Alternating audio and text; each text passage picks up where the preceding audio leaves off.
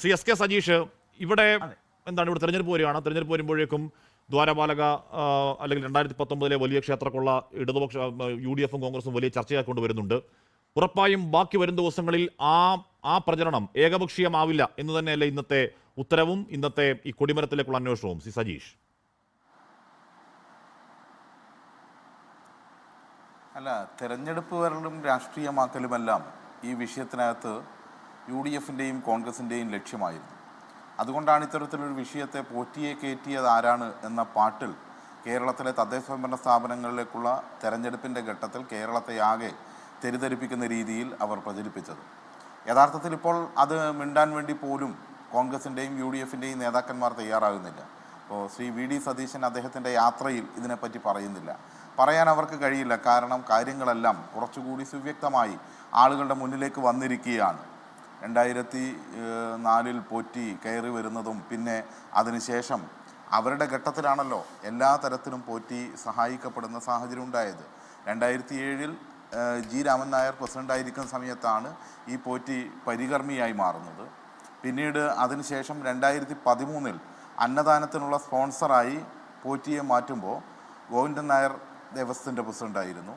പിന്നീട് 2017 ഔദ്യോഗികമായി പലതും മാറ്റി ഈ സ്വർണം മാറ്റാനെല്ലാമുള്ള സ്പോൺസറായി ഇവർ ഔദ്യോഗികമായി പോറ്റിയെ മാറ്റുന്നത്. അപ്പോൾ പ്രയാർ ഗോപാലകൃഷ്ണൻ പ്രസിഡൻ്റായിരിക്കുന്ന കോൺഗ്രസ് നേതൃത്വം നൽകുന്ന ബോർഡിൻ്റെ കാലത്തായിരുന്നു എന്നറിയാം. അതായത് ഈ പ്രവർത്തനങ്ങളെല്ലാം ഇവിടുന്ന് ഉരുപ്പടികൾ ഊരിക്കൊണ്ടുപോകാനും അതിൽ സ്വർണം പൂശി എന്ന് പറഞ്ഞ് തിരിച്ചു കൊണ്ടുവെക്കാനും എല്ലാം ആരംഭിക്കുന്ന 2017 ആ ചുമതല ഔദ്യോഗികമായി നൽകുന്നത് പ്രയാർ ഗോപാലകൃഷ്ണൻ്റെ കാലത്താണ് എന്നുള്ളതും ഉൾപ്പെടെയുള്ള കാര്യങ്ങൾ വ്യക്തമായിട്ടുണ്ട്. ഞാനതിൻ്റെ വിശദാംശങ്ങളിലേക്കൊന്നും പോകുന്നില്ല, കാരണം ഇതെല്ലാം നേരത്തെ നമ്മൾ ചർച്ച ചെയ്യപ്പെട്ടിട്ടുണ്ട്. അപ്പോൾ കൂടുതൽ കാര്യങ്ങൾ വ്യക്തമായി വരികയാണ്. ആ വ്യക്തമായി വരുന്ന സാഹചര്യത്തിൽ ഇപ്പോൾ ഏറ്റവും ഒടുവിൽ ഹൈക്കോടതി തന്നെ ഇതിനെക്കുറിച്ച് കൂടുതൽ അന്വേഷിക്കാൻ ഉത്തരവിടുകയാണ്. ആ അന്വേഷിക്കാൻ ഉത്തരവിടുമ്പോൾ നമ്മൾ കാണേണ്ടത്, ഇവിടെ നേരത്തെ ഈ പറഞ്ഞ കൊടിമരം മാറ്റാൻ വേണ്ടി അവർ അത് ജീർണിച്ചു പോയിരിക്കുന്നു എന്ന കാരണം കണ്ടെത്തുന്നു. അത് കോൺക്രീറ്റ് കൊടിമരമാണ്. കോൺക്രീറ്റ് ജീർണിക്കുകയും ചിതറിക്കുകയും ചെയ്യില്ല എന്ന് നമുക്കറിയാം. അങ്ങനെ ഒരു പ്രതീതി സൃഷ്ടിച്ചുകൊണ്ട് അത് മാറ്റാൻ തീരുമാനിച്ചു. മാറ്റുമ്പോൾ തന്നെ ആ ഘട്ടത്തിൽ ഈ സ്പോൺസർമാർ ഉൾപ്പെടെ വരികയാണ്. അങ്ങനെ വന്നുകൊണ്ട് അവിടെ കാണുന്നത് ഇതിൽ സ്പോൺസറായി അതിൽ യഥാർത്ഥത്തിൽ പണം എസ്റ്റിമേറ്റ് തുക തയ്യാറാക്കി ഏതാണ്ട് 3,20,00,000 രൂപയാണ് ഇതിന് ചെലവ് വരിക ഈ കൊടിമരം മാറ്റാൻ. അത് പൂർണ്ണമായും ഫോണിക്സ് എന്ന് പറയുന്ന ഹൈദരാബാദ് ആസ്ഥാനമായിട്ടുള്ളൊരു കമ്പനി നൽകി. പൂർണ്ണമായും ഇതിന് വരുന്ന തുക അവർ നൽകിയതിന് ശേഷവും വ്യാപകമായ പണപ്പിരിവ് നടത്തി. അതിൽ സിനിമാ താരങ്ങൾ ഉൾപ്പെടെയുള്ള ആളുകളിൽ നിന്ന് കോടിക്കണക്കിന് രൂപ പണം പിരിച്ചിട്ടുണ്ട് ഇതിൻ്റെ പേരിൽ. അപ്പോൾ പണം പിരിക്കുക, അപ്പുറത്ത് തട്ടിപ്പ് നടത്തുക, ഇതെല്ലാം മാറ്റിവെക്കുക എന്നതെല്ലാം ഇതിൻ്റെ ലക്ഷ്യമായിരുന്നു. 2012 ദേവസ്വം ബോർഡിൻ്റെ പ്രൊസീഡിങ്സിന് എതിരായിക്കൊണ്ട് ഈ വാജിവാഹനം എന്ന് പറയുമ്പോൾ അത് ദൈവത്തിൻ്റെ വാഹനമാണ്. അതിൻ്റെ ആൻറ്റിക് വാല്യൂ എന്ന് പറയുന്നത് വളരെ നമുക്ക് വിലമതിക്കാൻ വേണ്ടി കഴിയാത്ത കോടികളാണ്. അവിടെയാണ് നേരത്തെ ഇവിടെ സുഹൃത്ത് മഹേഷ് പണിക്കർ സൂചിപ്പിച്ച പോലെ തന്നെ അത് നശിപ്പിച്ച് കളയണം എന്നാണല്ലോ നമുക്കറിയാം. ഈ അജയ് തറയിൽ തന്നെ നേരത്തെ പറഞ്ഞ കാര്യമുണ്ട്. അത് മരമാണെങ്കിൽ കത്തിച്ച് കളയണം, ഒഴുക്കി കളയണം, അങ്ങനെ കളയണം, ഇങ്ങനെ കളയണം എന്നൊക്കെയുള്ള കാര്യങ്ങൾ പറഞ്ഞിരുന്നല്ലോ. അപ്പോൾ ഇത് ഉരുക്കേണ്ടതാണ്. ഇത് ഉരുക്കുന്നതിന് പകരം ആൻറ്റിക് വാല്യൂവിൽ ഇത് നിലനിർത്തിക്കൊണ്ട് തന്ത്രിക്ക് കൈമാറുന്നു. ആ കൈമാറ്റം തന്നെ 2012 ദേവസ്വം ബോർഡിൻ്റെ പ്രൊസീഡിങ്സിന് എതിരാണ്. അങ്ങനെ കൈമാറരുത് എന്ന് ദേവസ്വം ബോർഡ് തന്നെ കൃത്യമായി പറഞ്ഞിട്ടുണ്ട്. അതിന് പറയുന്ന നേരത്തെ ഇവിടെ ചർച്ചയിലെല്ലാം ഉന്നയിക്കപ്പെട്ട പോലെ തന്നെ അഡ്വക്കേറ്റ് കമ്മീഷൻ്റെ ഉൾപ്പെടെയുള്ള അനുമതിയോടുകൂടിയാണെന്ന്. അത്തരമൊരു അനുമതി ഉണ്ടെങ്കിൽ തന്നെ ആ അനുമതി ഉൾപ്പെടെയുള്ള കാര്യങ്ങൾ പരിശോധിക്കപ്പെടണം എന്നുള്ളത് തന്നെയാണ് കോടതി ഇപ്പോൾ പറഞ്ഞിരിക്കുന്നത്. അതിൻ്റെ അടിസ്ഥാനത്തിലാണ് മുന്നോട്ട് പോകുന്നത്. അപ്പോൾ അന്വേഷണം മുന്നോട്ട് പോകുമ്പോൾ നേരത്തെ UDF പാടിയ പാട്ടൊന്നും മതിയാവില്ല. കാരണം അമ്പലക്കള്ളന്മാരെ പോലെ കള്ളൻ എന്ന് പറഞ്ഞ് ഓടുകയായിരുന്നു ഇതുവരെ കോൺഗ്രസും UDF-ഉം. പക്ഷേ അവരിപ്പോൾ കള്ളന്മാരാണ് എന്ന് തിരിച്ചറിയുന്ന നിലയിലേക്ക് മാറിയിരിക്കുകയാണ്. ഞങ്ങളെ സംബന്ധിച്ചിടത്തോളം ഇത് രാഷ്ട്രീയ ആയുധമായിട്ട് ഞങ്ങൾ കണ്ടിട്ടില്ല. രാഷ്ട്രീയ ആയുധമായി കണ്ടതാരാണ്? ശബരിമല ആഗോള അയ്യപ്പ സംഗമം നടക്കുമ്പോൾ ഈ പോറ്റി ഉടനീളം വെയിറ്റ് ചെയ്തത് കോൺഗ്രസിനും UDF-നും വേണ്ടിയാണല്ലോ. ഇപ്പോഴും അവരെ സംരക്ഷിക്കുന്ന നിലപാടാണ് പോറ്റി സ്വീകരിക്കും എന്ന കാര്യത്തിൽ തർക്കമില്ല. ആഗോള അയ്യപ്പ സംഗമത്തിൻ്റെ മുമ്പ് ഈ ശ്രീ VD സതീശൻ പറഞ്ഞൊരു ബോംബ് പൊട്ടുമായിരുന്നു. ആ ബോംബ് പോറ്റിയാണല്ലോ പൊട്ടിക്കുന്നത്. ആ പൊട്ടിക്കൽ എന്തായിരുന്നു? ഇത് പീഠം കൂടി കാണാനില്ല. പീഠം കൂടി കാണാനില്ല. ഗവൺമെന്റിനെയും അയ്യപ്പ സംഗമത്തെയും ബോർഡിനെയും എല്ലാം പ്രതിസ്ഥാനത്തേക്ക് കൊണ്ടുവരാനുള്ള ഒരു പുതിയ ആരോപണമായിരുന്നു. ആ ആരോപണം നടത്തി പോറ്റി കരുതിയത് ഇന്റലിജൻസ് സംവിധാനം വളരെ മോശമാണെന്നാണ്. പോറ്റിയുടെ സഹോദരിയുടെ വീട്ടിൽ നിന്ന് തന്നെ ആ പീഠം കിട്ടി. അവിടെ നിന്നാണല്ലോ ഈ കാര്യങ്ങൾ ആരംഭിക്കുന്നത്. അതിനുശേഷം ബന്ധങ്ങൾ ഉടനീളം പരിശോധിക്കുമ്പോൾ നമുക്ക് കാണാൻ വേണ്ടി കഴിയുന്നത് ഇവർക്ക് നിഷേധിക്കാൻ പറ്റാത്ത കുറേ കാര്യങ്ങളാണ്. ഇപ്പോൾ ആന്റണി MP കഴിഞ്ഞ ദിവസം പറഞ്ഞത് 2013 സോണിയാഗാന്ധിയും ഈ പറഞ്ഞ പോറ്റിയും എല്ലാമുള്ള കൂടിക്കാഴ്ച ഉണ്ടായത് എന്നാണ്. അപ്പോൾ ആ ഡേറ്റ് തന്നെയാണോ ഇപ്പോൾ അടൂർ പ്രകാശിന് പറയാൻ വേണ്ടി കഴിയുക? അടൂർ പ്രകാശ് പറയുന്നത് വളരെ അടുത്താണ് എന്നുള്ളതാണ്. കൂടെ ഗോവർദ്ധനുണ്ട്. ഇവർ പറയുന്ന കാര്യങ്ങളെല്ലാം പരസ്പര വിരുദ്ധമായ കാര്യങ്ങൾ. ഇവർ പറയുന്ന അവാസ്തവം ചൂണ്ടിക്കാണിച്ചോട്ടെ എന്ന് പറഞ്ഞാൽ ഈ കൊടിമരം ചിതലരിച്ച് പറഞ്ഞു മാറ്റിയെന്ന് ആര് പറഞ്ഞു? കൊടിമരം ചിതലരിക്കും അല്ലെങ്കിൽ കോൺക്രീറ്റിൽ അങ്ങനെ ചിതലരിക്കും അല്ലെങ്കിൽ ചിതലരിച്ചപ്പോൾ മാറ്റി എന്ന് ആര് പറഞ്ഞതാണ്? ഞാൻ കേട്ടത് അജയ് തറയിൽ പറഞ്ഞിട്ടാണ്. അങ്ങനെ ആരും പറഞ്ഞിട്ടില്ലെന്നെങ്കിൽ 2014 ദേവപ്രശ്നത്തിൽ ഇനി അജയ് തറയിൽ പറഞ്ഞെങ്കിൽ അദ്ദേഹത്തിനും അറിവില്ലായ്മോട് പറയുന്നതാണ് കേട്ടോ. എസ് കെ സജീഷ് അജയ് തറയിൽ പറഞ്ഞെങ്കിൽ പറഞ്ഞത് ഹാഷ്മിക്ക് വല്ല പ്രയാസം ഉണ്ടെങ്കിൽ അല്ല ഞാൻ പറയാം. അജയ് തറയിൽ പറഞ്ഞെങ്കിൽ അദ്ദേഹത്തിന് അറിവില്ലാത്തതുകൊണ്ട് പറഞ്ഞാണ്. ഞാൻ പറഞ്ഞുതരാം. ആ പേപ്പർ മൊത്തം വായിച്ച് ഹാഷ്മിക്ക് അജയ് തറയിൽ എന്ന് പറയുന്ന കോൺഗ്രസ് ആര് പറഞ്ഞു എന്ന ചോദ്യത്തിന് ആര് പറഞ്ഞാലും അജയ് തറയിലാണ് പറഞ്ഞെങ്കിൽ അവാസ്തവമാണ്. ഓ പാവം, അയ്യോ പാവം, അറിവില്ലാത്തതുകൊണ്ട് പറഞ്ഞതാണ് എന്ന് താങ്കൾ അവാസ്തവം അറിവില്ലാത്തോണ്ടല്ല അവാസ്തവം എന്നാണ് പറയുന്നത്. നമുക്ക് ഈ അമ്പലക്കള്ളന്മാരെ ന്യായീകരിക്കേണ്ട കാര്യമുണ്ടോ? ഹാഷ്മിക്ക് ഉണ്ടാകും, എനിക്കില്ല കേട്ടോ. ഹാഷ്മിക്ക് അങ്ങനെ ന്യായീകരിക്കുക എന്നുള്ള ആവശ്യം ഉണ്ടെങ്കിൽ ചെയ്തോളൂ. എന്താ ഇപ്പൊ കുഴപ്പം? അതായത് അതിലപ്പുറത്തേക്കൊന്നും ഇവിടുന്ന് പ്രതീക്ഷിക്കുന്നില്ലല്ലോ. ഓക്കെ സജീഷ്, പക്ഷെ ചിതലരിച്ചു എന്ന് അജയ് തറയിൽ പറഞ്ഞാലും ആര് പറഞ്ഞാലും അത് വ്യാജമാണ്, അവാസ്തവമാണ്. കാരണം എന്താണ്? ഇത് 2014 ദേവപ്രശ്നം ഉണ്ടാവുന്നു. ദേവപ്രശ്നത്തിൽ പറയുന്നത് കേൾക്കൂ എസ് കെ സജീഷ്, ഞാൻ ഇപ്പോൾ അത് പല പ്രേക്ഷകർക്കും സംശയം ഉണ്ടാവാം, അപ്പോൾ നമുക്ക് അറിയാവുന്ന കാര്യം പറയണമല്ലോ. 2014 ദേവപ്രശ്നം ഉണ്ട്. ദേവപ്രശ്നത്തിൽ പറയുന്നത് കൊടിമരത്തിന് മേലെ അനർഹമായ ലേപനക്രിയ ദോഷമാണ്, ജീർണതാ ലക്ഷണമുണ്ട്. ലേപനം എന്നതിൽ പറയുന്നത് സ്വർണ്ണ നിറത്തിൽ സ്പ്രേ പെയിന്റ് അടിച്ചതാണ്, എന്താണ് അത് ആചാര ലംഘനമാണെന്ന് കരുതി ഉദ്യോഗസ്ഥ നടപടി ഉണ്ടായതാണ്. ആ ദേവപ്രശ്നമാണ് കൊടിമരമാറ്റ പ്രതിഷ്ഠയുടെ അടിസ്ഥാനം. അതല്ലാതെ കോൺക്രീറ്റിൽ ഈ പറഞ്ഞ ചിതലേറി മാറ്റാൻ പറഞ്ഞു എന്ന് ഇനി അജയ് തറ പറഞ്ഞാലും അത് അവാസ്തവമാണ്, അങ്ങനെ ഇല്ല. പിന്നെ ഒരു കള്ളപ്രചരണമാണ് UDF ഭരണസമിതിയുടെ കാലത്ത് അവിടെ നിന്ന് 2 നൂറ്റാണ്ടുകളുടെ പഴക്കമുള്ള മണികൾ കാണാനില്ല. ഇപ്പോൾ CPM സംസ്ഥാന സമിതി അഡ്വക്കേറ്റ് KN അനിൽകുമാർ ഏതാനും ദിവസങ്ങൾക്ക് മുമ്പ് ഫേസ്ബുക്കിൽ പറയുന്നുണ്ട്. എന്താണ് യാഥാർത്ഥ്യം? ആ മണികൾ അറ്റകുറ്റപ്പണി നടത്തി ഒന്ന് മാളികപ്പുറത്തും ഒന്ന് പമ്പയിലും സ്ഥാപിച്ച കാര്യം രേഖാമൂലം ഹൈക്കോടതിയെ അറിയിച്ചതാണ്. അപ്പോൾ ഞാൻ പറയുന്നത് ഇതൊക്കെ ഇതിന്റെ കൂട്ടത്തിൽ നടക്കുന്ന ചില പ്രചരണങ്ങളാണ് എന്ന് പറഞ്ഞതേ ഉള്ളൂ. C Sajeesh, doctor Jinto John ഇവിടെ കൊടിമരത്ത് അങ്ങനെ താങ്കളുടെ അഭിപ്രായം പറഞ്ഞത് ഞാൻ യാഥാർത്ഥ്യങ്ങളാണ് പറഞ്ഞത്. എനിക്കതിൽ മറുപടി ഉണ്ട്, 1-2 വാചകങ്ങൾ പറയണം. അല്ല സജീഷ്, ഞാൻ എന്റെ അഭിപ്രായം പറഞ്ഞതല്ല. പറയാൻ ഹാഷ്മി ആര്? ഹൈക്കോടതി ഡിവിഷൻ ബെഞ്ചിലെ ജഡ്ജിയോ? ഞാൻ ഹൈക്കോടതി രേഖ വായിക്കുക. ഹാഷ്മിയുടെ അഭിപ്രായം പറഞ്ഞു എന്ന് പറഞ്ഞു. ഞാൻ ഹൈക്കോടതി രേഖയാ വായിച്ചേ. ഹൈക്കോടതിയിലെ ഡിവിഷൻ ബെഞ്ചിലെ ജഡ്ജി അല്ല ഹാഷ്മി. സജീഷേ, ഞാൻ ഹൈക്കോടതി രേഖയാ വായിച്ചേ. ഇപ്പൊ പറഞ്ഞതിൽ എനിക്ക് മറുപടി ഉണ്ട്. ഹൈക്കോടതി രേഖ ഞാൻ വായിച്ചേ. അത് അജയ് തറയിൽ പറഞ്ഞാലും സതീഷ് വ്യാജമാണ്. എനിക്ക് രേഖ അല്ല, ആഷ്മി ഏത് രേഖ കൊണ്ടുവന്നാലും എനിക്ക് മറുപടി ഉണ്ട്. കോടതി രേഖ വായിച്ചേ. കേൾക്കാനുള്ള ഉണ്ടാവണം. ആഷ്മി തീർപ്പ് കൽപ്പിക്കല്ലേ? ആഷ്മി തീർപ്പ് കൽപ്പിച്ച കാര്യം ഞാൻ പറയുന്നതാണ് സതീഷ്. ഈ കള്ളന്മാർക്ക് വേണ്ടിയിട്ട് ഏത് കള്ളന്മാർക്ക് വേണ്ടിയിട്ട്? അതിൽ എനിക്ക് അഭിപ്രായമുണ്ട്. കേട്ടിട്ടാണ് അങ്ങനെ കൺക്ലൂഡ് ചെയ്യുന്നത്. ഞാനും കൂടി പറഞ്ഞിട്ട് ഹാഷ്മി കൺക്ലൂഡ് ചെയ്യരുത്. കോടതി രേഖകളുടെ അടിസ്ഥാനത്തിൽ കോടതി ഉത്തരവിന്റെ അടിസ്ഥാനത്തിൽ ഞാൻ പറഞ്ഞ എന്റെ അഭിപ്രായം എങ്ങനെ സജീഷേ? ഞാൻ പറയട്ടെ, പറയൂ. നിങ്ങളുടെ അഭിപ്രായമാണ് താങ്കൾ പറഞ്ഞത്, അഭിപ്രായമാണ് ഞാൻ പറയുന്നത്. ശരിയെന്ന് അന്തിമമായി വില കൽപ്പിക്കാനൊന്നും ആഷ്മി ആയിട്ടില്ല. ഞാൻ പറഞ്ഞത് ശരിയാണ്. കാരണം എന്താണ്? ഞാൻ കോടതി രേഖയാണ് അങ്ങനെ പറഞ്ഞു വെച്ചതിൽ ഞാൻ എന്റെ അഭിപ്രായം കൂടി പറയട്ടെ. സജീഷ് ചിതലരിച്ചു എന്ന് പറഞ്ഞത് അജയ് തറയിൽ കൂട്ടിയത് കള്ളമാണ്, തെറ്റാണ്. ഞാൻ പറഞ്ഞത് കോടതി രേഖയാ, ഞാൻ പറഞ്ഞത് സത്യമോ ശരിയാ പറയുന്നത്. അതെന്താ എനിക്ക് പറയാൻ വേണ്ടി? ആയിക്കോട്ടെ, ഞാൻ പറയട്ടെ. ഹാഷ്മി പറഞ്ഞാൽ മാത്രാവില്ലല്ലോ, എന്റെ അഭിപ്രായം കൂടി കേൾക്കൂ. ഹാഷ്മിക്ക് എന്താ ഇത്ര കേൾക്കാൻ പറ്റില്ലേ? അങ്ങ് അഭിപ്രായം പറയൂ. ഞാൻ പറയുന്നത് വസ്തുതയാണ്, ഫാക്ട്സാണ്. അങ്ങ് പറഞ്ഞ അഭിപ്രായമാണ്. കേൾക്കണ്ടല്ലോ. അതുപോലെ ഞാൻ പറയുന്ന ഒന്ന് ഹാഷ്മി കേൾക്കൂ. ഹാഷ്മി ഞാൻ പറയുന്ന ഒന്ന് കേൾക്കൂ. ഒരു കാര്യം, ഹാഷ്മിക്ക് അജയ് തറയിലിനെയോ കോൺഗ്രസിനെയോ ന്യായീകരിക്കേണ്ട ആവശ്യം ഉണ്ടാകും. അജയ് തറയിൽ ഇവിടെ പത്രസമ്മേളനം ഉൾപ്പെടെ നടത്തി പറഞ്ഞ കാര്യത്തിൽ ഹാഷ്മി പറഞ്ഞെടുത്ത് ലേപനം നിൽക്കുമെന്നൊന്നല്ല പറഞ്ഞത്. ഇവിടെ പറഞ്ഞ എന്താണ്, ലേപനത്തിൽ കുഴപ്പമുണ്ട് എന്നുള്ളതൊന്ന് ഈ കണ്ടെത്തിയ കാര്യമല്ല പറഞ്ഞത്. അതിന്റെ അടിയിൽ ഉൾപ്പെടെ ജീർണതയുണ്ടായിരുന്നു, അജയ് തറയിലോട് ചോദിക്കൂ സതീഷ്. ഞാൻ പറഞ്ഞ രേഖ വായിച്ചേ. ഈ പറഞ്ഞ കോൺഗ്രസിന്റെ കാലത്തെ പ്രശ്നങ്ങൾ വരുന്ന ഞാൻ പറയട്ടെ. ആഷ്മിയെ കുറിച്ചല്ല ഞാൻ പറഞ്ഞത്, അജയ് തറയിൽ എന്ന് പറയുന്ന കോൺഗ്രസ് നേതാവിന്റെ വാചകത്തെ കുറിച്ച് പറയുന്നു. ഞാനത് അവസാനിപ്പിക്കട്ടെ, ആ വാചകം അവസാനിപ്പിക്കട്ടെ. ആഷ്മി വല്ലാതെ പ്രയാസപ്പെടല്ലേ.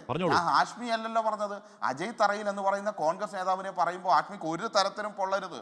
ആഷ്മിയെ പറഞ്ഞില്ല. തറയിൽ പറഞ്ഞ അസത്യമാണ്, അറിവില്ലാതെ പറയുന്ന കാര്യം. ഞാൻ വായിച്ചത് രേഖയാ, ഞാൻ അയച്ചു തരാം. അറിവില്ലാതെയല്ല കള്ളൻ പറയുന്നത്, അറിവില്ലാതെ കട്ടതാണെന്നാണോ ആഷ്മി പറയുന്നത്? നമ്മൾ പറഞ്ഞത് കട്ട കാര്യമല്ലല്ലോ, നമ്മൾ പറഞ്ഞത് ചിതലരിച്ച കാര്യമാണല്ലോ. ചിതലരിക്കുക എന്നൊരു വാക്ക് എവിടെയും ഇല്ല അതിനകത്ത്. കളവ് പറയുന്നു, അറിവില്ലാതെ എന്ന് പ്രയോഗിക്കുന്നത് ആർക്ക് വേണ്ടിയാണ്? എന്നാ കളവ് പറയുന്നു, അറിവില്ലാതെ എവിടെയും പറയുന്നില്ല. കോൺഗ്രസ് മെമ്പർ പറഞ്ഞത് ഇതിൽ ഒരു പേപ്പറിലും ചിതലരിച്ച കാര്യം പറയുന്നേ ഇല്ല. ആഷ്മിയുടെ രാഷ്ട്രീയമാണ്. എന്തുവാ സതീഷ് പറയട്ടെ, ഞാൻ ഹൈക്കോടതി രേഖ വെച്ച് പറയുമ്പോഴേക്കും രാഷ്ട്രീയം എന്ന് പറഞ്ഞാൽ എങ്ങനെ ശരിയാവും? പൊള്ളരുത്. കാരണം ഞാൻ പറയുന്നത് ആഷ്മിയെ കുറിച്ചല്ല, ഞാൻ പറയുന്നത് അജയ് തറയിൽ എന്ന് പറയുന്ന UDFന്റെ കോൺഗ്രസിന്റെ നേതാവിന്റെ വാചകങ്ങളെ കുറിച്ചാണ്. അപ്പോൾ അത് അറിയാതെ പറഞ്ഞു പോയതാണ് എന്ന് പറഞ്ഞ് ജാമ്യം എടുക്കാൻ ആഷ്മി അജയ് തറയിലിന്റെ വക്കീലായിക്കോ, എനിക്ക് അജയ് തറയിൽ പറഞ്ഞ അറിവില്ലാതെ ഞാൻ പറയാം. അജയ് തറയിൽ അങ്ങനെയാണെങ്കിൽ അറിഞ്ഞുകൊണ്ട് കള്ളം പറഞ്ഞു ഞാൻ പറയണം. ചിതലരിച്ചു എന്ന ഒരു പ്രയോഗം എവിടെയില്ല. തറയിൽ അറിവില്ലാതെ എന്ന് പറയുമ്പോ പറയട്ടെ, ചിതലരിച്ചതാണെന്ന് ആര് പറഞ്ഞാലും, സതീഷ് പറഞ്ഞാണെങ്കിലും അത് സതീഷ് പറഞ്ഞാണെങ്കിലും തറയിൽ പറഞ്ഞാണെങ്കിലും അറിവില്ലാതെ പറയുന്നതാണ്. അല്ലല്ലല്ലല്ല, നിൽക്കൂ. ആഷ്മി പ്രയാസപ്പെടല്ലേ, ഞാൻ പറഞ്ഞ് അവസാനിപ്പിക്കട്ടെ. അതായത് അജയ് തറയിൽ ഉൾപ്പെടെ പറഞ്ഞ കാര്യങ്ങളുണ്ട്, ഇതിൽ ജീർണതയുണ്ടായിരുന്നു, ഇത് ചിതലരിച്ചു എന്നൊക്കെ പറഞ്ഞിട്ടാണ് ഇത് മാറ്റിയത് എന്ന് പറഞ്ഞു. ആഷ്മി പറയുന്നു അത് അറിവില്ലാതെ പറഞ്ഞതല്ല, അറിഞ്ഞിട്ടും എന്താണ് അറിവില്ല എന്ന്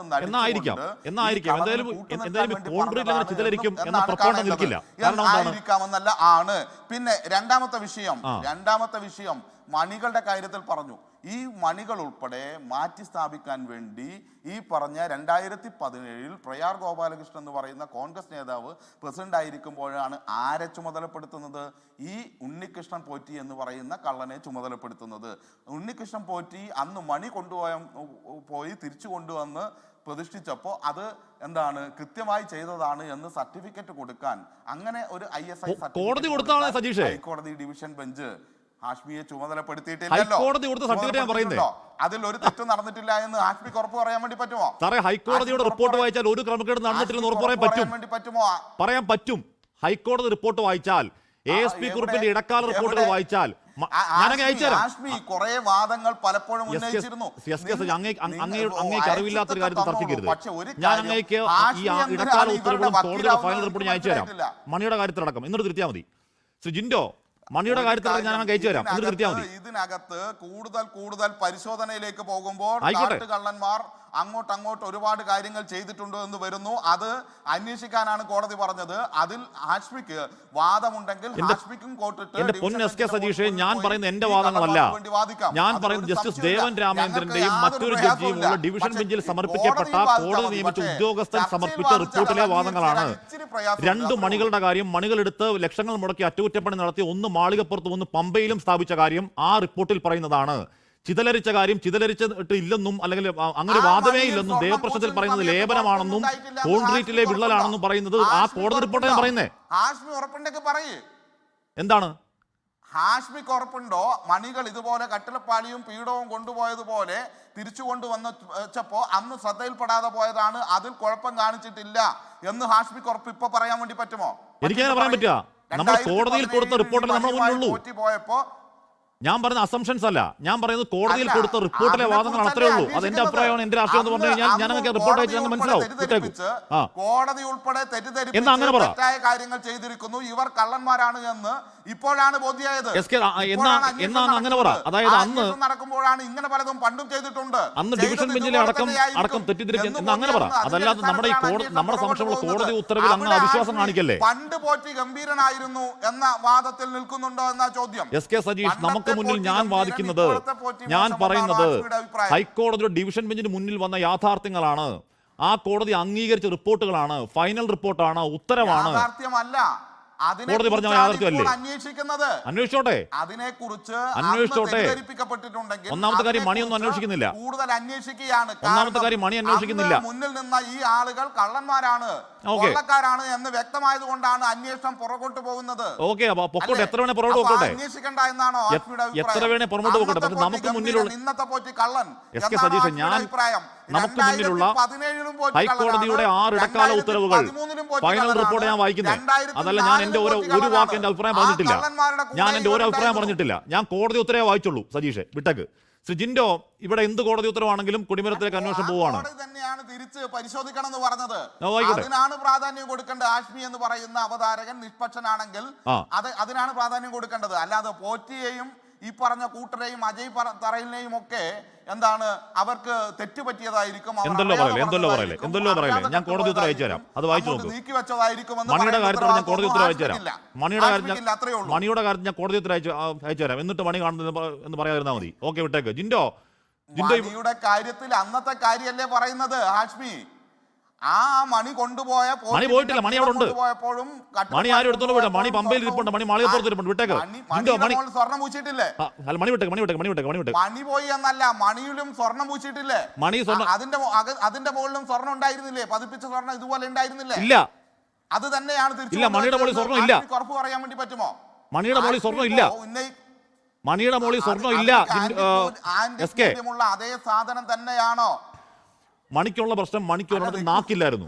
അന്ന് കൊണ്ടുപോയത് തന്നെയാണോ? എസ് കെ സതീഷ്, മണിക്കൊരെണ്ണത്തിന് നാക്കില്ലായിരുന്നു.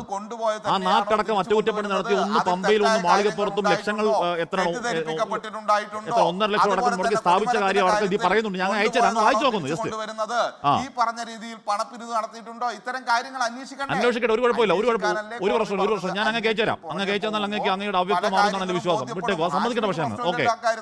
ഓക്കെ ജിൻഡോ, എനിക്കൊരു അവ്യക്തതയില്ല. അങ്ങ് സമ്മതിക്കട്ടെ. അങ്ങ് റിപ്പോർട്ട് വായിച്ചിട്ടില്ല. ഞാൻ ആ റിപ്പോർട്ട് അങ്ങ് അയച്ചു തരും. അങ്ങ് അത് വായിച്ചതിന് ശേഷം മാത്രം ബോധ്യപ്പെട്ടാൽ മതി. അങ്ങ് സമ്മതിക്കേണ്ട കാര്യമില്ല. ജിൻഡോ, ഇവിടെ കൊടിമരത്തിൽ നിങ്ങൾ കുടുങ്ങോ? അങ്ങനെ പല റിപ്പോർട്ടും ഉണ്ടായിരുന്നു. അറിയാൻ വേണ്ടി വായിക്കും.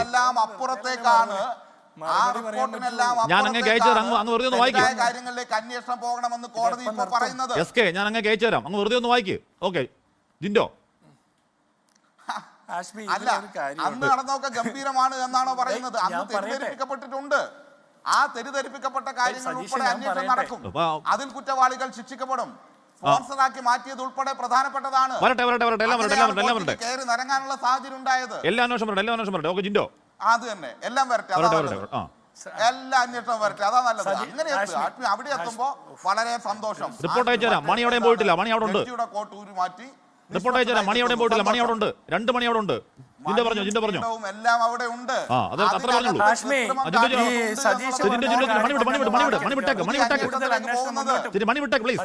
ലോകത്തെവിടെയായാലും ഏത് സമയത്തും 24 വാർത്തകളും ഓഗ്മെന്റഡ് റിയാലിറ്റി പാക്കേജുകളും എക്സ്പ്ലെയിനറുകളും വിശദമായി കാണാൻ ഞങ്ങളുടെ യൂട്യൂബ് ചാനൽ നിങ്ങൾക്ക് സബ്സ്ക്രൈബ് ചെയ്യാം.